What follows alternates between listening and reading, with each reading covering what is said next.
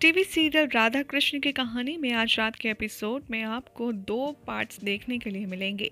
पहला एपिसोड जो आएगा वो होगा 8 से 8:30 के बीच और दूसरा टेलीकास्ट होगा आपकी टीवी स्क्रीन पर 9 से 9:30 के बीच।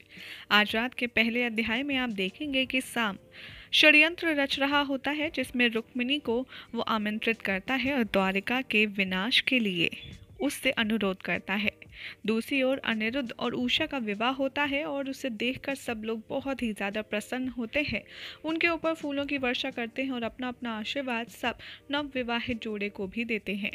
तभी आप देखेंगे कि रुक्मी कहता है बलराम दाऊ और श्री कृष्ण से कि मैं अनिरुद्ध के लिए एक बहुत ही सुंदर भोजन और आभूषण एकत्रित करके लाया हूँ, लेकिन ऐसे आभूषण और भोजन तो द्वारिका में पहले कभी किसी ने देखे ही नहीं होंगे। ये बात सुनकर बलराम दाऊ को रुक्मिणी की इस तरह की बात करने पर बहुत ज़्यादा क्रोध आता है और वो उस पर चिल्लाते हैं और कहते हैं कि देखा, यही वजह थी कि मैं तुम्हें कभी अपने यहाँ पर आमंत्रित करने के लिए नहीं चाहता था, लेकिन साम किसी की सुनता ही कहाँ है। दूसरी ओर आप देखेंगे कि बहुत ज़्यादा कहा सुनी होगी, जिसके बाद रुक्मिणी सामने प्रस्ताव रखेगा बलराम दाऊ के और कहेगा कि यहाँ बातों से या बल से काम नहीं चलेगा, या तो आज आपको द्वैत खेलना होगा या फिर आप मान जाइए कि द्वारिका में ऐसा कुछ भी नहीं है जिसके दम पर आप मुझसे इस तरह बात करते हैं। तभी श्री कृष्ण कहते हैं अपने मन ही मन कि आज द्वारिका में अनर्थ नहीं बल्कि महा अनर्थ होने वाला है। जैसे ही राधा के कानों में द्वैत क्रीड़ा की बात पड़ती है, वो काफ़ी ज़्यादा विचलित हो जाती हैं और परेशान होकर कहती हैं कि जब भी द्वैत होता है तब प्रलय ही आती है। द्वैत क्रीड़ा यहाँ पर शुरू कर दी जाती है, बावजूद इसके कि श्री कृष्ण इसे खेलने की परमिशन नहीं देंगे, लेकिन फिर भी मजबूरन बलराम दाऊ को बात माननी पड़ती है रुक्मिणी की। और जैसे जैसे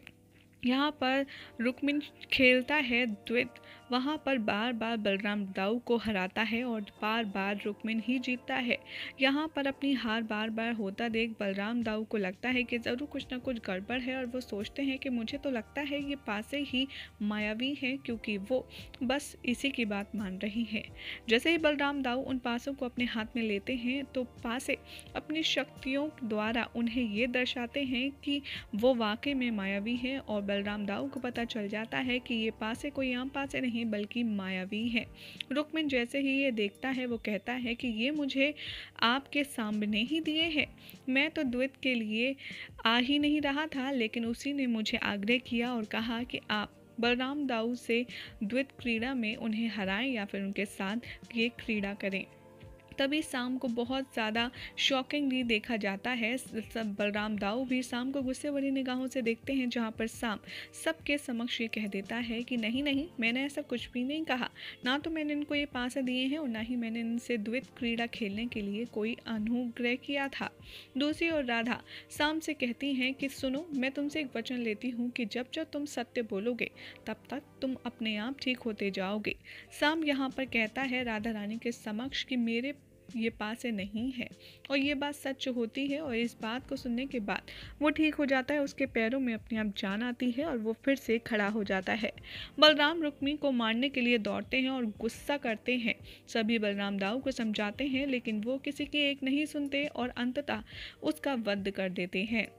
जैसे ही लक्ष्मणा से बातचीत करता है साम और वो कहता है कि अब मैं समस्त शक्तियों को प्राप्त करके अपनी माता की श्री कृष्ण को ये दिखा दूंगा कि आखिर द्वारिका में सर्वशक्तिमान कौन है, द्वारिका को डुबाकर ही रहूंगा मैं। साम जैसे ही जामवंती के पास जाता है, जामवंती माता काली की आराधना कर रही होती है और उनके पास पहुंचकर यहाँ पर साम कहता है कि मुझे माता आपकी समस्त शक्तियाँ चाहिए।